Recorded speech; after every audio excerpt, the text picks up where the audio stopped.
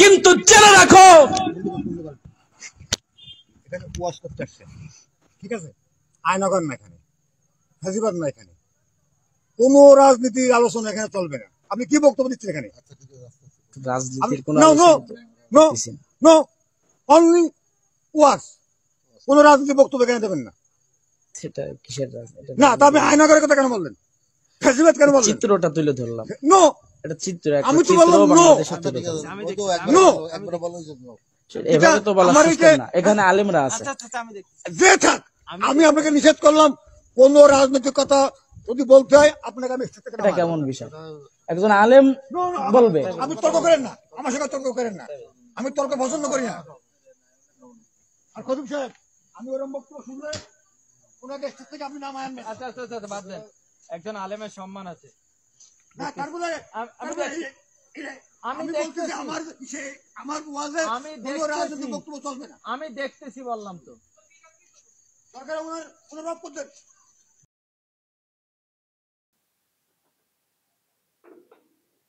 দর্শক, এই ভিডিও বাংলাদেশ থেকে এসছে, ভাইরাল হয়েছে। দেখতে পাচ্ছেন এক বক্তা বক্তব্য রাখছিলেন। এটা একটা ইসলামিক জলসা, কিন্তু ওই এখন যেটা শুরু হয়েছে ধর্মীয় জলসাতেও পলিটিক্যাল ভাষণ দেওয়া, গলা ঝেড়ে জোর গলাতে হুঁশিয়ারি দেওয়া। তো ওখানে ওই বক্তাও দিচ্ছিলেন আয়নাঘর, ফ্যাসিবাদ, মানে বুঝতে পারছেন হাসিনাকে উদ্দেশ্য করে হয়তো কিছু বক্তব্য রাখছিলেন।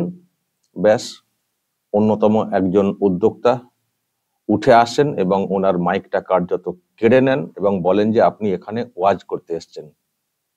এইসব রাজনীতির কথা কেন বলছেন? রাজনৈতিক বক্তব্য কেন, পলিটিক্যাল ভাষণ কেন? আপনাকে এখানে কি জন্য আনা হয়েছে? আপনি ধর্মীয় জলসা করবেন, হাদিস কোরআন ইসলাম ধর্মের যে রীতি পালন করার যে বিষয়, সেই সব বিষয়ে কথা বলবেন। আপনাকে সেই ওয়াজ করার জন্য এখানে আনা হয়েছে, দাওয়াত দেওয়া হয়েছে। আপনি এখানে এসে পলিটিক্যাল ভাষণ কেন দিচ্ছেন? কোথায় আইনাঘর, কোথায় ফ্যাসিবাদ, এইসব নিয়ে কেন কথা বলছেন? বলে মাইকটা ওনার কাছ থেকে কেড়ে নেন কার্যত। তেড়ে এসে তারপর তো দেখলেন, আপনারা বুঝতে পারছেন কি চলছে বাংলাদেশে। প্রিয় দর্শক, আমি শফিকুল ইসলাম এবং আপনারা দেখছেন আরামবাগ টিভি। হয়তো কেউ বলবেন যে আয়নাঘর ফ্যাসিবাদ নিয়ে কথা বলছিলেন বলে এইরকম মানে বাধা দেওয়া হয়েছে, তার মানে উনি নিশ্চয় হাসিনার দল করেন, আওয়ামী লীগ করেন। তা না হলে কেন উনি এইভাবে এগিয়ে এসে এটা করবেন? আমি দর্শক দুদিন আগে একটা ভিডিও দেখিয়েছিলাম। এটা যদি আপনারা বলেন যে আওয়ামী লীগের কেউ এই বাধা দিয়েছেন, এর আগে একটা ভিডিও এসছিল, আমি সেটাও দর্শক আজকে আরো একবার দেখাবো, শোনাবো। যদি এটা আওয়ামী লীগের ব্যাপারটা হয়ে থাকে, তাহলে উল্টো ব্যাপারটাও তো হয়েছে।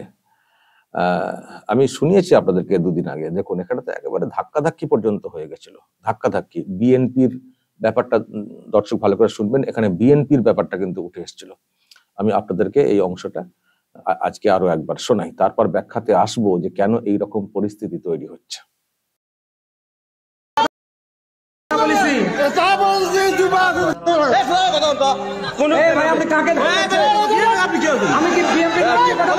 আপনি কথা বলেন, বলেন কথা বলেন, আপনি কথা বলেন।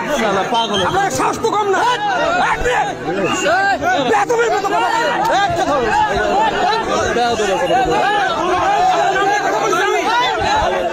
করা হবে, কিন্তু জেনে রাখো এখানে ওয়াশ করতে আসছেন, ঠিক আছে? আয়নাগর না, এখানে ফাজিবাদ না, এখানে কোন রাজনীতির আলোচনা এখানে চলবে না। আপনি কি বক্তব্য দিচ্ছেন এখানে? রাজনীতির কোনো নো অনলি ওয়াশ। আচ্ছা, আমি বিএনপির নাম নিয়ে কোনো কথা বলেছি? আপনি কাকে, আমি কি বিএনপির নাম নিয়ে কথা বলেছি? আপনি কথা বলেন, বলেন কথা বলেন, আপনি কথা বলেন। আপনার সাহস তো কম না।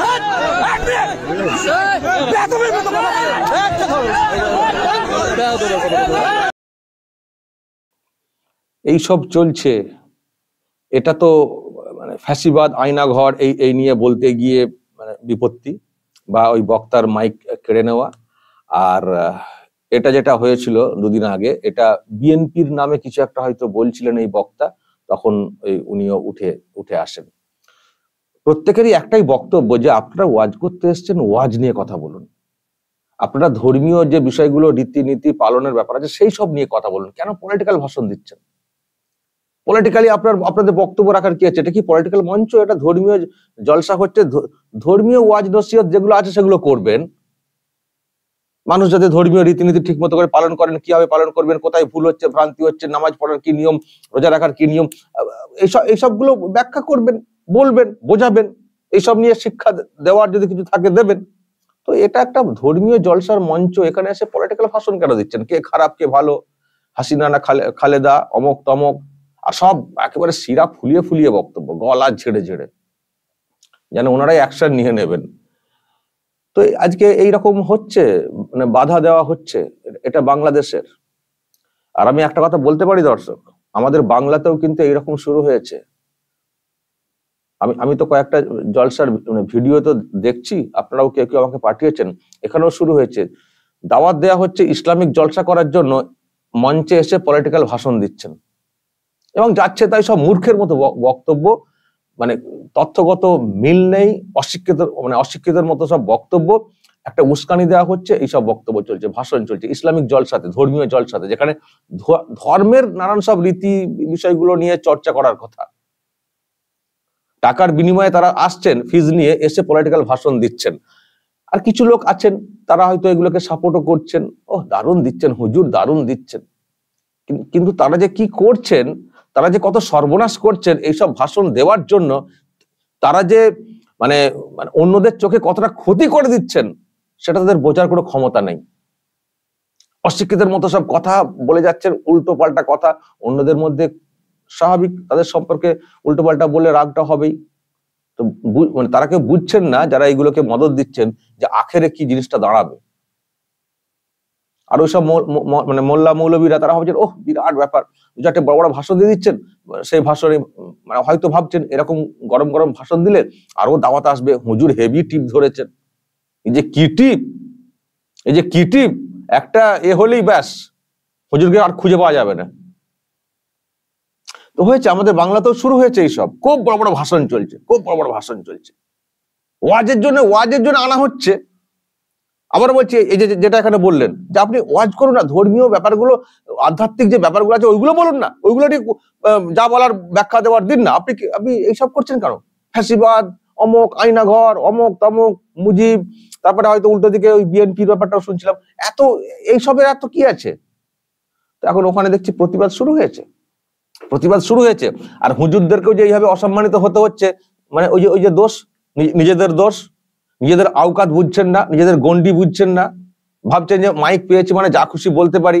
আর ওই যে বললে দাওয়াত, আরো অন্য জায়গা থেকে দাওয়াত আসবে, আরো আমার জলসার সংখ্যা বাড়বে, পকেটটাও মোটা হবে, চলো গরম গরম কথা বলি। আর কিছু মূর্খ মানুষ তো আছেন আমাদেরকে নিয়েই খুব হাওয়া দেবেন, খুব আমাদেরকে নিয়ে হই হই করবেন। কিছু পেড লোক থাকেন, অযথা তাদের নামে প্রচার করে বেড়াবেন। আর কিছু ওই অন্ধ মূর্খ অশিক্ষিতর মতো কিছু লোক আছেন, তারাও তোল্লাই দিয়ে যান। ব্যাস, ওনারা দিচ্ছেন তোল্লা, এদিকে গলা ফুলিয়ে চিৎকার করছেন মোল্লা। হচ্ছে তো ওখানে এই প্রতিবাদ শুরু হয়েছে, এটা হওয়া উচিত। আর এই যারা এইরকম করছেন, বক্তব্য রাখছেন, তাদেরও বোঝা উচিত, যারা এখনো বলে যাচ্ছেন তাদেরও এইরকম পরিস্থিতির সম্মুখীন হতে হবে। আর যদি নিজেদেরকে নিয়ন্ত্রণে না রাখেন, না আনেন, আরো কঠিন পরিস্থিতির মোকাবিলা করতে হবে। বাংলাদেশের মতো জায়গাতে যদি এইরকম প্রতিবাদ আসে, তো আমাদের বাংলাতে কেন আসবে না প্রতিবাদ? দেখবেন একদিন আসবে, বা বড় ঘটনা ঘটতে পারে। যেভাবে সব তারা হুমকি হুঁশিয়ারি দিচ্ছেন, বড় ঘটনাও ঘটতে পারে। আবার বলছি শেষে, মৌলভী সাহেব, মোল্লা সাহেব যারা আছেন, যাদেরকে জলসাতে নিমন্ত্রণ করা হয়, দাওয়াত দেওয়া হয়, ধর্মীয় ব্যাপারে চর্চা করুন। আর যদি মনে হয় যে না আমাদের কি অধিকার নেই পলিটিক্যালি কথা বলার, অবশ্যই আছে, তাহলে পলিটিক্যাল মঞ্চে চলে আসুন। মানুষের টাকা নিয়ে ওয়াজ করতে আসবেন, ওখানে এসে ভাষণ দেবেন না। ভাষণ সেখানেই দেবেন যেখানে আপনার কথার কাউন্টার হতে পারে। যদি আপনি কিছু বলেন পলিটিক্যালি, অন্য কেউ কাউন্টার করবেন, সেটা চলে আসুন, আপনি মঞ্চে চলে আসুন, পলিটিক্যাল মঞ্চে চলে আসুন। যদি আপনার নিজের রাজনীতি করার ইচ্ছে হয়, তাহলে কোনো পলিটিক্যাল পার্টিতে জয়েন করে যান। যদি বলেন যে না আমার কোনো পার্টি ভালো লাগে না, কিন্তু আপনার কথা বলতে ইচ্ছে করছে, তাহলে আপনি নিজে একটা আলাদা পার্টি বা তৈরি করে ফেলুন। বা যদি বলেন যে না আমি পার্টি কিছুই করবো না, কিন্তু আমি বলবো, তাহলে বলার মতো একটা আলাদা প্ল্যাটফর্ম তৈরি করুন। জলসা করছেন, সেখানে সব রঙের মানুষ ওখানে আসেন জলসা শুনতে, বিএনপি, আওয়ামী লীগ, সেরকম এখানেও আমাদের তরুণ তৃণমূল, সিপিএম বা আরো অনেক লোকের, বিজেপিরও সমর্থক হতে পারেন তারা, অল্প সংখ্যক হলেও জলসা শুনতে আসেন। তো সেখানে পলিটিক্যাল ভাষণ দিলে জলসার যে একটা ব্যাপার, সবাইকে নিয়ে চলা, মুসলিমদের সমস্ত মতের মানুষদেরকে নিয়ে চলা, সেটা তাহলে কি করে রক্ষা হবে? তো ঠিকই হচ্ছে, ওখানে যে প্রতিবাদ শুরু হয়েছে খুব ভালো হয়েছে। এই ধরনের প্রতিবাদ হওয়া উচিত, মাইক কেড়ে নেওয়া উচিত, আর এদেরকে ব্যান করে দেওয়া উচিত যে ধর্মীয় জলসাতে যদি কেউ কোনো পলিটিক্যাল ভাষণ বা উস্কানিমূলক ভাষণ বা অন্য ধর্মের প্রতি বিদ্বেষমূলক ভাষণ দেন, তার বক্তব্য বন্ধ, তার জলসা বন্ধ। এটা করতে হবে। আর যারা উদ্যোগটা নিয়ে করাচ্ছেন, এগুলোকে অ্যালাউ করছেন, তাদেরও কিন্তু ক্ষতি হবে আগামী দিনে। তারা বুঝছেন না, যারা এগুলোকে অ্যালাউ করে চলছেন তারাও কিন্তু মার্কেটে চিহ্নিত হয়ে থাকছেন, তাদেরও কিন্তু আখেরে বিষয়টা ভালো হবে না। দর্শক বলবেন, বাংলাদেশ থেকে যেসব ভিডিও সামনে আসছে, এইসব মোল্লা মৌলবীদের কারবারের যে বিরোধিতা, অবশ্যই দর্শক বলবেন। এই নিয়ে যা বলার কমেন্ট বক্সে নজর রাখবেন আরামবাগ টিভিতে।